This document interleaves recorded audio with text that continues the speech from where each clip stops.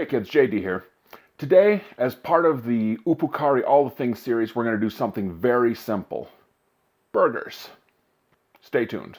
I notice when I watch videos about chefs that they don't necessarily stick to the formula of just putting salt and pepper on the outside. They'll actually incorporate things into the burger. So we're going to follow that same thing with the Uppu Kari mix. We're going to use beef hamburgers. We're going to use turkey burgers. Before we get started, go ahead, hit that subscribe button, and let's get going.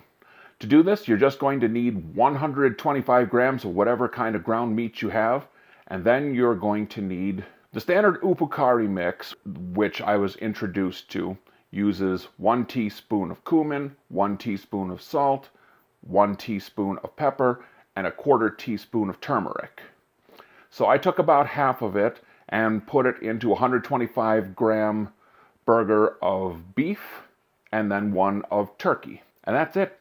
Just cook it till it's done. So we'll start off with the beef. Over to you, JD. Here we go. This is the burger in question. I made sure it was well done. Wanted to avoid any contamination issues. Let's see how it turned out.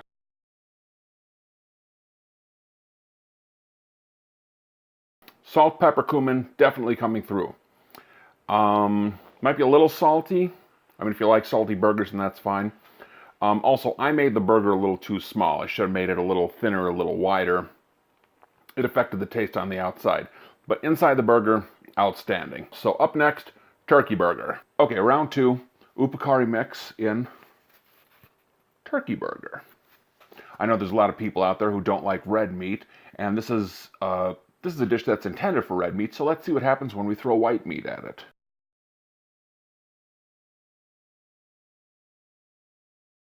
Again, that's really good, especially if you mix it in there properly so you don't get little spots where there might not be as much spice.